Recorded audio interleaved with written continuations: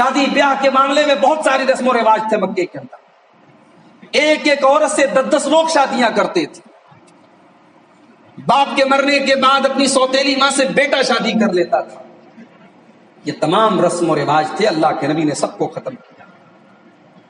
औरत अगर हैज के आलम में होती थी, पीरियड में होती थी, उसको टच करना, उसके करीब जाना, उससे बदन का टच करना, इसको भी हराम समझते थे।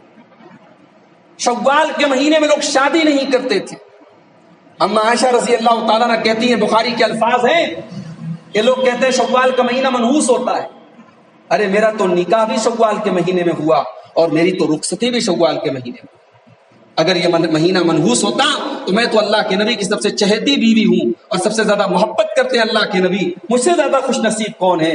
लिहाजा तुम्हारी ये सोच गलत है, तुम्हारा ये नजरिया गलत है।